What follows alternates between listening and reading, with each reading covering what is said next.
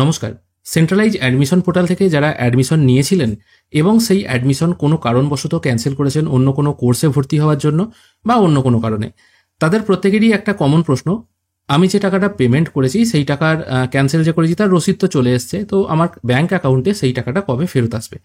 এবার যতদিন না টাকাটা ফেরত আসছে ততদিন পর্যন্ত মনে একটা চিন্তা কাজ করে, কারণ এই প্রসেসে মানে এই ওয়েবসাইট থেকে এই প্রসেসে ভর্তি প্রক্রিয়া তো এই প্রথমবারের জন্য হচ্ছে। তো আজকের ভিডিওতে আমরা সেটাই আলোচনা করব। এবার এই WP-CAP পোর্টাল আপনারা যখনই ওপেন করবেন, এখানে দেখুন 4 নম্বর অপশন আছে FAQ মানে ফ্রিকোয়েন্টলি আস্কড কোশ্চেন। এর উপরে যখন আপনি ক্লিক করবেন এখানে অনেকগুলো কোশ্চেন দেওয়া আছে বিভিন্ন ভাষায় আর কি। আমি এটা বাংলা আপাতত সিলেক্ট করছি। এবার সিলেক্ট করার পর একদম নিচের দিকে চলে আসছি। এখানে 46 নম্বর পয়েন্টটা বা কোশ্চেনটা দেখুন, পোর্টালে অ্যাডমিশন বাতিল হতে এবং রিফান্ড প্রসেসড হতে কত সময় লাগে।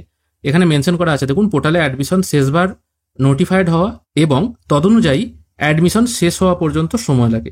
অর্থাৎ এখানে পরিষ্কার মেনশন করা হচ্ছে যখন এই WP-CAP পোর্টালের মাধ্যমে টোটাল অ্যাডমিশন প্রসেসটা কমপ্লিট হবে, এই পোর্টালের মাধ্যমে যখন কমপ্লিট হবে, এবার এই অ্যাডমিশন প্রসেস কমপ্লিট হচ্ছে আপনার 7ই সেপ্টেম্বর 2024। এটা এই পিডিএফটাতেও যেমন লেখা আছে, আর WP-CAP পোর্টালের যে লাস্ট আপডেটটা এসছে সেখানেও কিন্তু মেনশন করা আছে centralise admission portal will end on 7/9/2024, মানে 7ই সেপ্টেম্বর 2024 এই পোর্টালের যে ভর্তি প্রক্রিয়া 24-25 সেশনের জন্য সেটা কিন্তু ক্লোজ করা হচ্ছে।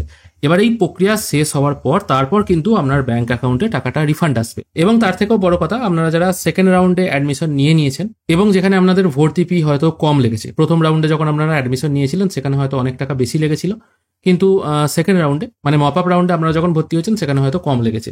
এবার সেক্ষেত্রে দেখা যাচ্ছে আপনার যে এক্সট্রা টাকাটা হচ্ছে সেই টাকাটাও কিন্তু দেখুন এখানে বলা হয়েছে অ্যাডমিশন প্রসেস কমপ্লিট হওয়ার পর আপনার অ্যাকাউন্টে কিন্তু রিফান্ড আসবে। এবার মোটামুটি ধরে রাখুন 7ই সেপ্টেম্বর এই প্রসেস কমপ্লিট হচ্ছে, আর সেপ্টেম্বর মাসেরই মোটামুটি মাঝের দিকে বা শেষের দিকে কিন্তু আপনার অ্যাকাউন্টে টাকাটা রিফান্ড চলে আসবে। অর্থাৎ আপাতত চিন্তা করার কোনো কারণ নেই।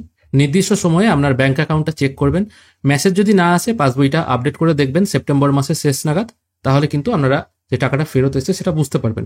অথবা টাকা যখন রিফান্ড আসবে, আমিও যদি আগে থেকে কোনো খবর পাই সেটাও কিন্তু আমি আমার এই চ্যানেলে আপডেট দিয়ে দেবো। এই ছোট্ট আপডেটটুকুই আপনাদের দেওয়ার ছিল। আপনারা অনেকেই টেনশনে ছিলেন যে টাকাটা ফেরত আসবে কিনা আদৌ বা কোথায় আসবে। আশা করি এই ভিডিওটি আপনাদের কাজে লাগবে।